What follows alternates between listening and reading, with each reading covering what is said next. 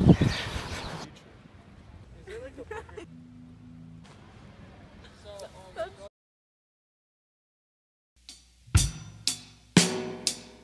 Floto, this goes out to you.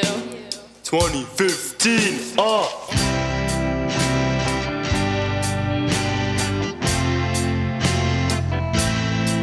There was a girl named Psyche. Her father was a king, while their other sisters married. She couldn't get a ring, and she was so delightful, charming and smart, and was looking for a man to steal her heart. Because of her looks, she attracted all the men, but could never earn their love. Time and time again, the real reason Psyche would not have someone to love was because of jealousy from the goddess above. The goddess named Venus had a favor to ask to her son Cupid, and gave him the task to make Psyche marry the most awful thing around. But when he first saw her, he was astounded by her beauty, the most gorgeous thing he'd seen. So he made Psyche destined to be his queen. And Psyche would drive away guys just like a vaccine because of him. Cupid and Psyche were meant to love, but didn't have permission from the gods above. They would fly away like a couple of doves to be together. So then Psyche sat where the west wind blows, and before she knew it, her body arose to a scenic place with a grand house, where she would enter to meet her spouse. She was surrounded by song, was treated like a queen, but still her husband was nowhere to be seen. The days became dull, she didn't feel like a bride, and would have to watch the hill where her sisters cried. Just to make Psyche happy, he let her sisters in, but they were full of envy, a terrible sin. And they made fun of her husband, who was only to be heard. They told Psyche not to trust him, cause he only said words. She gave into their words, took their advice. She would go into her room and turn on a light, and if he was a monster, she would stab him with a knife right then and there. Cupid and Psyche were meant to love, but didn't have permission from the gods above.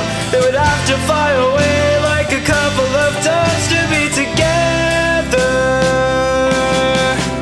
And Psyche's plan didn't go as expected. She accidentally burned her husband, who then neglected Psyche.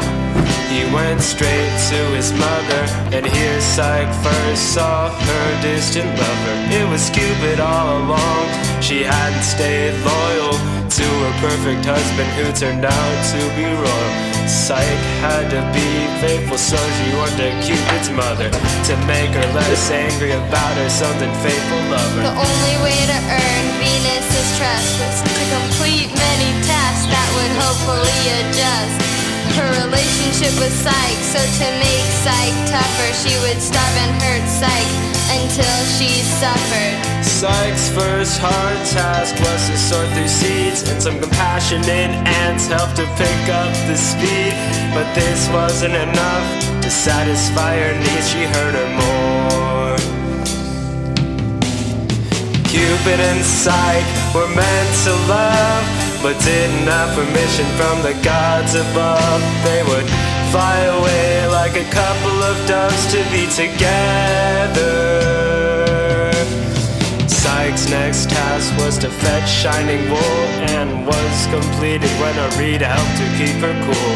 She had to fetch black water from a dangerous waterfall, and an eagle helped her out so she wouldn't fall.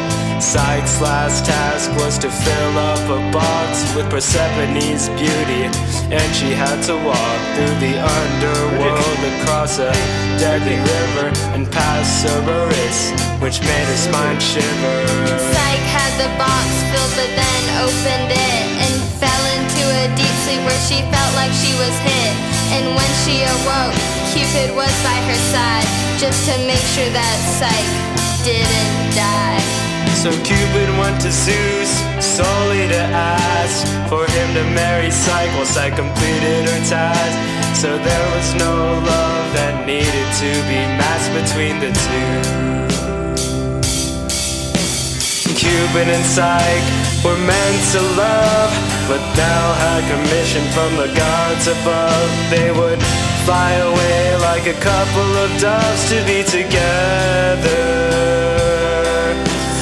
Cupid and Psyche were meant to love, and now had permission from the gods above. They would fly away like a couple of doves and be together. Miss Flodo, 2015, give us an A. Word.